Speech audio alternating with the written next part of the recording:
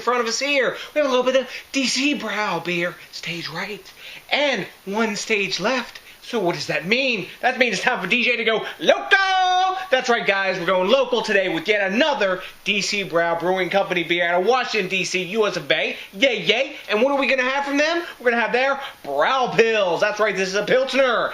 As the name would probably suggest, it's a rotating serving. It's new for this year, 2015. It's a spring/summer serving. It's actually getting a bit of a cult following around DC as well. It clocks in at 4.6% ABV, which means session beer, and 28 IBUs. I've been busting my ass around the house all day today. It's time for session beer because I still got more freaking work to do. So, what about this beer do we need to know besides the ABV and IBU? For hops in this, they're using Hallertau and Tradition hops. And for malts in this, they're using Canadian two-row and Carapils.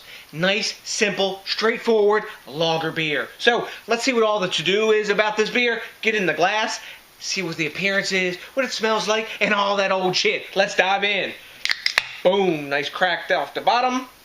And get it in the glass. Now, at time of recording, judging by the date on the bottom of this can, I think this beer is probably, well, I know actually, is probably 2.5 weeks old.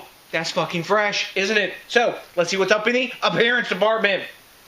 Well, it's a mildly hazy, fairly, translucent yellow color, golden color, whatever you want to call it. We got a solid one finger head of super tightly packed white bubbles. When I swirl it, yeah, we might get some glass lacing off that Carapils. No, no alcohol legs and all that kind of stuff going on. But look at that, guys. There's a little bit of kind of haze on there from the humidity down here in the dungeon, but really nice looking Pilsner. Let's see what's up with the aroma. Nice grassy herbal hops that are pretty forward. After that, I'm getting a bit of like honeysuckle aroma. But the grassiness is actually bigger than the floral hops in this. Grassy, a little bit of tiny bit of like lemon smell in the aroma there. And a nice like malt background, like honeysuckle sort of bready malt background. Smells like a tasty Pilsner. I'm ready to dive in, guys. Cheers! Nice. Up front, it's crisp, clean, lemony. It's got a really nice herbaceousness to it.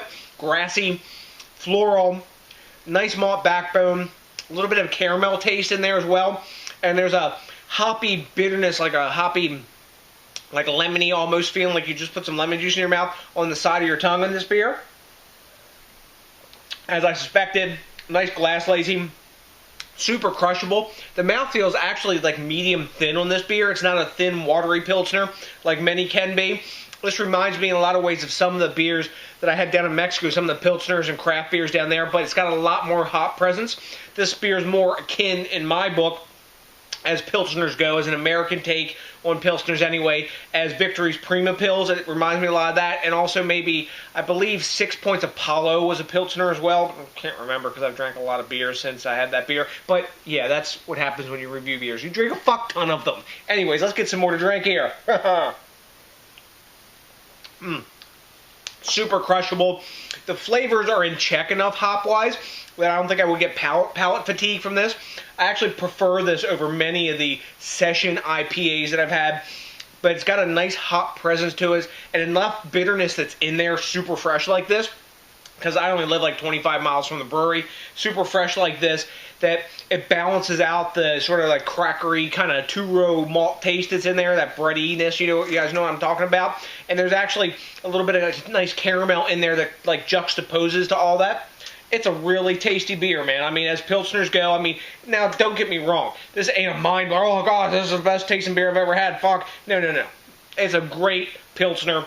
Highly crushable, and it's a really well done session beer, and that's saying a lot because there's a lot of shitty session beers out there. If you guys have been drinking a lot enough, you know that a lot of session beers bite the big one. So, how do we grade this beer? You hear, I'm kind of digging it. I'm geeking out a little bit, maybe. Ha ha ha! Great beer gives it, boom, an 87.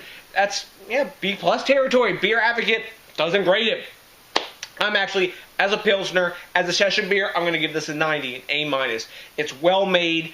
It's got no off flavors. It's super crushable, and I would drink this beer again. I would buy this in a 6-pack format. This is something you could keep in the fridge. I think a 6-pack of this, if memory serves, was like $9.99, $10.99, somewhere around there. So it's not in that, like, you know, crazy super expensive realm, but man, really crushable, really tasty. I'd buy this beer again, no doubt. Have you had this beer? You living in the DC area here? If you have, let me know what you think.